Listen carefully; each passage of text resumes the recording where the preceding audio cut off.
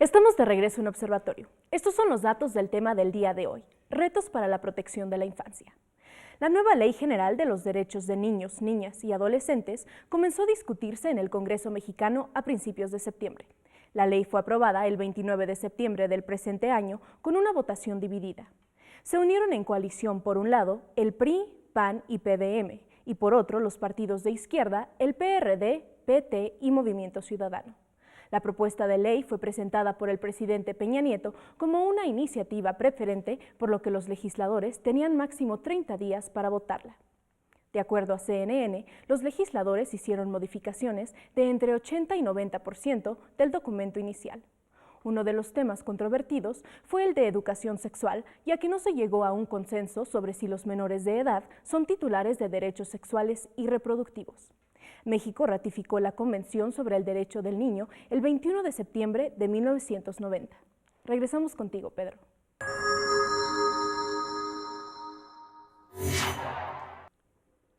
Pues gracias, Priscila, porque además con los datos nos llevas exactamente al tema de la ley. Mónica, primero, a ver, nada más para entender. El presidente Peña Nieto decide presentar, utilizando por primera vez la facultad de la iniciativa preferente, una ley precisamente general en materia de infancia. Y esa iniciativa del presidente, que pues es bienvenida en principio, yo recuerdo que incluso lo platicamos nosotros aquí en el programa, pues al poco tiempo se vuelve en un problema porque el contenido de la iniciativa no era lo que las expertas, los expertos esperaban. ¿Qué pasó con eso, Mónica? Pues sí, efectivamente, haciendo uso de esta iniciativa preferente, que bueno, me parece, digamos, en principio una idea acertada, se presenta la ley. Esta ley tenía pues, problemas estructurales muy importantes, no era una ley que realmente tenía enfoque de derechos, se llamaba incluso Ley para la Protección de las Niñas, Niños y Adolescentes y no para la protección de los derechos, y bueno, tenía serias deficiencias.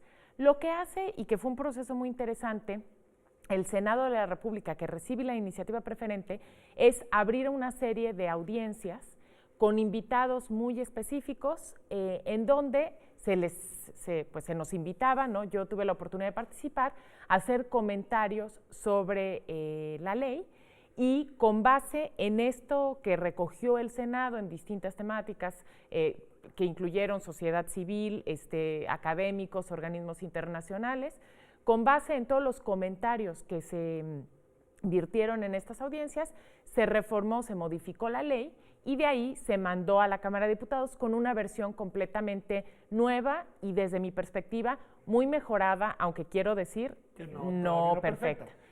Pero interesante el proceso, ¿no? Muy interesante el proceso y lo que pasó después, porque después llega a la Cámara de Diputados, también se abre un proceso de discusión en donde también estuvimos presentes, pero empieza una especie de campaña en contra de la ley, precisamente una campaña que me parece de carácter ideológico, que no iba a lo sustantivo y que tuvo como consecuencia que en la Cámara de Diputados se tuviera que modificar en específico el tema, pues dos cosas muy concretas, el tema de telecomunicaciones y de derechos sexuales y reproductivos. ¿Qué tal que hacemos pausa y regresamos a esto en un segundo? Primero le preguntaría a Alison, ¿qué opinión te merece este proceso legislativo? ¿Cómo se dio? Porque es interesante, al final hubo una apertura por parte del Poder Legislativo, digámoslo así, a escuchar, a incorporar y a modificar. Sí, no, la verdad, un proceso extraordinario, muy saludable, ¿no? del legislativo ejerciendo su rol de debatir, de analizar. Por la primera vez, 6 comisiones sesionaron en conjunto, ¿no? Educación, poblaciones vulnerables, infancia, derechos humanos, género y legislativo, y con sus miembros, pero también sus técnicos, todos trabajando encima de las diferentes sugerencias, pero sus propios, para ir llegando, modificando y haciendo más fuerte la ley. Así, lo que tenemos que reconocer es, sí, este tema de la prioridad dado por de la iniciativa preferente, y entonces este esfuerzo de todos y también el diálogo de regreso con el Ejecutivo para aceptar los cambios, ¿no? Entonces todo fue un proceso muy rico, muy interesante y sí entendemos que sí llegó una propuesta sí perfectible, pero de que realmente tenía elementos claves y son elementos claves que en la la comunidad internacional, en términos de recomendaciones del Comité de los Derechos del Niño, tiene muchos de estos elementos, ¿no? De que el nuevo mecanismo de coordinación tiene la mayor autoridad, ¿no? Y es verdad, el presidente va a presidir este nuevo mecanismo. Evaluación externa, Coneval va a evaluar el programa nacional y las políticas de infancia. La creación de un nuevo sistema de información para infancia a nivel federal, estatal y municipal. Eso es importantísimo, porque no podemos atacar los problemas sin saber, sin tener los datos. Y eran muy dispersos, ¿no? Y ahora sí vamos a tener un sistema de información donde se puede monitorar toda la situación y el impacto de las políticas. No, bueno, pues entonces, a ver, aquí tenemos de estas buenas noticias que a veces nos parece que no suceden en este país y que sí pasan, es decir, y que pasan también por el funcionamiento de las instituciones políticas de representación y por la capacidad de generar espacios de interlocución, deliberación y diálogo con la sociedad civil. Digo, hay que subrayarlo sobre todo en tiempos, ¿no?, de mucha incertidumbre y de mucha desconfianza hacia las instituciones. Pero decías, Mónica, que bueno, que a pesar de estas bondades que yo acabo de subrayar, cuando se llegó a la Cámara de Diputados brotaron dos temas. Nos dices un tema que tiene que ver con telecomunicaciones y un tema que tiene que ver con libertad de expresión, básicamente, porque la ley inicialmente se había modificado para proteger, ¿no?, la exhibición de niñas y niños ante los medios de comunicación, y esto surgieron diversas voces que decían que atacaban la libertad de expresión. Y esto me parece pues que sí establecía una serie de mecanismos para poder justamente divulgar imágenes, y esto se quitaron estos... La posición que ganó fue la de quitar los candados y la de, digamos, adoptar una tendencia más liberal en ese tema. Exactamente. Sí, que es muy grave porque en México estamos muy a la saga en otros países. Y la otra, que se convirtió en una especie de debate ideológico muy lamentable, fue respecto de los derechos sexuales y reproductivos. ¿Qué decía la ley ya modificada por el Senado? ¿Qué se discutió y qué se decidió al final? Se reconocían los derechos sexuales y reproductivos de niñas, niños y adolescentes. Y lo que se discutió, bueno, hubo una campaña muy fuerte diciendo incluso que se estaban vulnerando los derechos de la patria potestad, porque ahora los niños iban a tener derecho a tener relaciones sexuales desde la edad que quisieran, que iba a desaparecer el delito de pederastia, etcétera. Una serie de despropósitos, y sobre todo como muy vinculada a generar esta alarma social, ¿no? Y lo que quedó es que los derechos sexuales se limitaron a la educación sexual. Es, digamos, a mí me parece lamentable por varias cuestiones, ¿no? Una, esta limitación, cuando además tendríamos que hacernos cargo de que tenemos en México un problema de embarazo adolescente importantísimo y que no hay una adecuada respuesta de política pública. Dos, un tema que de hecho sucede, digamos. Que de hecho sucede, pero además esto vuelve a colocar el debate dentro de las familias, es decir, como si los niños no fueran titulares de derechos por sí mismos. Y además reduce el tema de la sexualidad pues a debate de las relaciones sexuales, cuando tenemos que entenderlo de una manera muchísimo más amplia, ¿no? Por supuesto. Y por otro lado, a mí también me pareció lamentable porque invisibilizó, ¿no?, y coartó el debate de otros aspectos de la ley que sí son sustantivos, que tienen que ser mejorados, y que pues parece que lo único importante era eso, ¿no? Y lo pongo sobre la mesa si quieres para después. Sí, sí. El tema de los niños institucionalizados. No, regresemos al punto, pero antes le preguntaría a Alison, porque podemos ir así entre los problemas y las bondades, porque tú adelantabas dentro de las bondades, además de las que ya señalaste, que se va a contar con mejores mecanismos de garantía. Sí. ¿Qué quiere decir esto, Alison? Bueno, tenemos establece un sistema nacional de protección integral de los derechos de los niños con este mecanismo de coordinación en los diferentes órdenes de gobierno. Pero dentro de también tenemos el establecimiento de los mecanismos de protección especial. Cuando un derecho es vulnerado, ahora vamos a tener las procuradurías de defensa de los niños, derechos de los niños y adolescentes, y que es un lugar donde todos pueden acudir para no para la solución total del problema, pero la organización, porque, por ejemplo, que si tenemos una situación de maltrato, ¿no? Y que puede ser que el niño o la niña no está yendo más a la escuela o nunca tuve un acta de nacimiento, y entonces cuando la Procuraduría toma el caso, analiza todos los aspectos y si gestiona con registro civil, con la Secretaría de Educación, con asistencia social, para tener la solución más integral a la situación, ¿no? Hemos visto el tema de niños en instituciones. Tenemos un capítulo entero sobre los centros de asistencia social, que es nombrado como instituciones,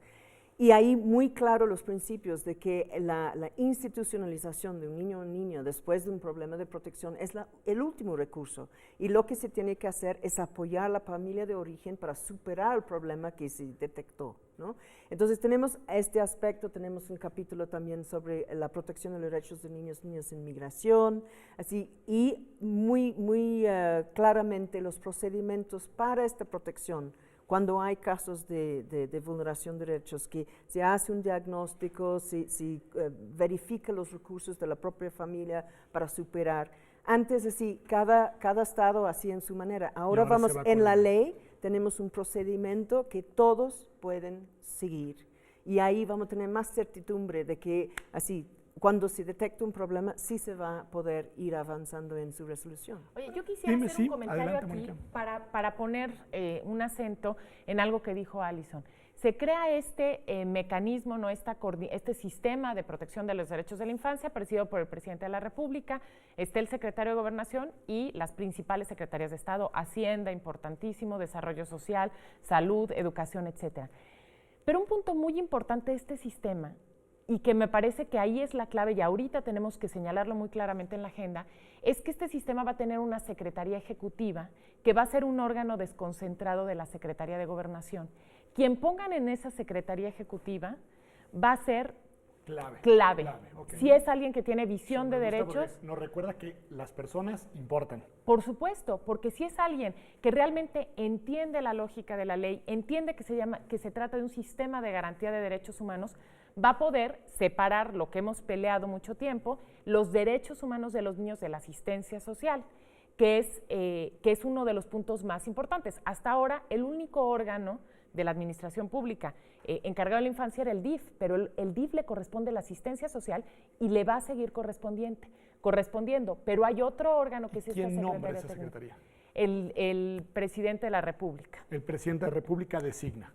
Va a designar. Entonces, y también yo quisiera aquí también recordar, muchos hubiéramos querido otro diseño institucional, a lo mejor un órgano desconcentrado, un órgano constitucional autónomo, pero a mí me parece importante recordar que en el tema de derechos humanos, las instituciones empezaron así, las comisiones de derechos humanos empezaron dependiendo de Gobernación, el IFE, ahora INE, también empezaron, es decir, es este primer paso, pero repito, tenemos que tener como la lupa puesta en a quién nombran y cómo empieza a funcionar esta Secretaría Ejecutiva del sistema. Muy bien. Me han ayudado, digamos, nos han ayudado a los televidentes también, a ver cómo, a pesar de los defectos, de los problemas, de lo que no se ha llevado a cabo, digamos, de la mejor o de la manera óptima, hay una evolución positiva en este diseño normativo, y por lo que entiendo, esta ley general es mejor que lo que teníamos antes, y además es producto de un ejercicio que le inyecta legitimidad y que le da un potencial